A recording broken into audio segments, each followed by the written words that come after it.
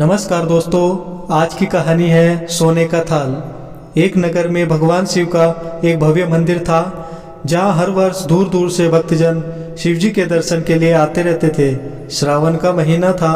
दूर दूर से कावड़िए कावड़ लेकर भगवान शिव को जलाभिषेक करने आए हुए थे। मंदिर का परिसर भक्तों की भीड़ से भरा हुआ था। तभी अचानक आकाश में बिजलियां हुई और सोने का एक थाल उतरा। उसी के साथ एक भविष्यवाणी हुई कि जो कोई भगवान शंकर का सच्चा भक्त और प्रेमी होगा, उसी को यह थाल मिलेगा। मंदिर के परिसर में उपस्थित सभी लोगों ने यह भविष्यवाणी सुनी। धीरे धीरे सभी इकट्ठा हो गए। जो लोग मंदिर की व्यवस्था देखते थे, उन्हें तो पूरा विश्वास था कि यह थाल हमें मिलेगा, इसलिए वे सबसे आगे जाकर खड़े हो गए। सबसे पहले एक पंडित जी आए और बोले, देखिए, मैं प्रतिदिन महादेव का अभिषेक करता हूँ, अतः मैं ही भोलेनाथ का सबसे निकटवर्ती प्रेमी और भक्त हूँ, इसलिए थाल मुझे मिलना चाहिए। इतना कहकर पंडित जी ने थाल उठाया। जैसे ही पंडित जी ने थाल उठाया, थाल पीतल का हो गया।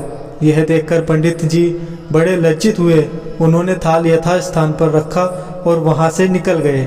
इसी प्रकार वहाँ उपस्थित सभी लोगों ने खुद को आजमाया, लेकिन शायद उनमें से कोई भी सच्चा भक्त नहीं था। उन्हें भी थाल यथास्थान पर रखकर चले जाना पड़ा। इसके बाद उस नगर के राजा का आगमन हुआ। राजा साहब आगे आए और बोले, मैंने महादेव के मंदिर में बड़ी भारी दान दक्षिणा दी है, इसलिए यह थाल मुझे मिलना चाहिए। इतना कहकर राजा साहब आगे बढ़े और थाल उठाया।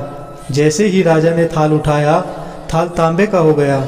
यह देखकर महाराज भी लज्जित हुए और थाल यथास्थान रखकर एक तरफ खड़े हो गए।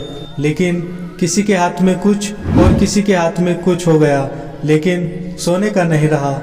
तब लोगों को पता चला कि हम में से कोई भी महादेव का सच्चा भक्त नहीं है। उसी समय एक किसान का आगमन हुआ। वो बेचारा महीनों बाद आज चातुर्मास के सोमवार के शुभ अवसर पर शिव जी के दर्शन करने आया था।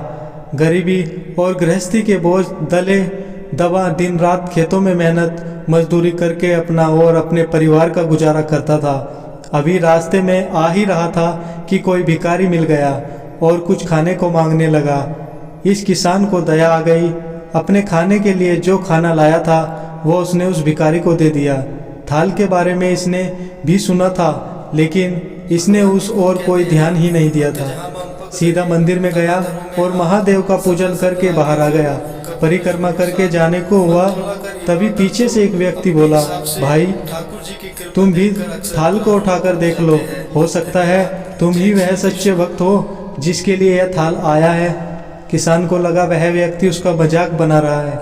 किसान ने हंसते हुए कहा, भाई, मैं तो कभी कोई पूजा पाठ भी नहीं करता, महीनों में एक आध बार मंदिर आ पाता हूँ, मैं काहे का सच्चा भक्त। वह अजनबी बोला, भाई, हम तो देख चुके हैं, हमारी भक्ति तो 2 कौड़ी की भी नहीं है।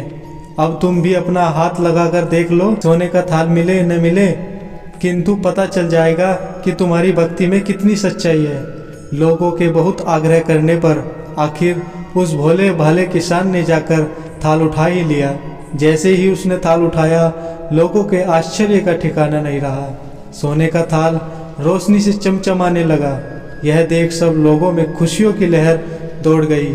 सभी लोग उसके जयकारे लगाने लगे और पूछने लगे कि भाई, तुम ही सच्चे भक्त हो, अब हमें भी बता दो कि कैसे भक्ति करते हो जिससे महादेव तुमसे इतने प्रसन्न हैं। तो किसान बोला, भाई, मैं कोई भक्ति नहीं करता, मैं केवल दिन भर खेतों में काम करता हूँ और थोड़ा समय निकालकर जरूरतमंद लोगों की मदद करता हूँ।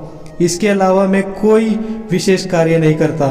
लोग पूछने लगे, तुम लोगों की मदद क्यों करते हो? हंसते हुए किसान बोला, सुकून। दूसरों के चेहरों पर मुस्कान देखकर मुझे जो आनंद और खुशी होती है, उसे मैं शब्दों में बयां नहीं कर सकता। शायद यही कारण है कि महादेव मुझसे खुश है। इसलिए दोस्तों, हमेशा याद रखें, सत्कर्म का आरंभ भी आनंद से होता है और अंत भी आनंददायक होता है। दुष्कर्म का आरंभ भी दुख से होता है और अंत भी दुखदायक होता है। आप सैकड़ों मील की यात्रा करके भी दूसरों का दिल दुखाते हैं तो आपकी वह तपस्या, साधना और महादेव का दर्शन धूल के बराबर है। धन्यवाद। हर हर महादेव।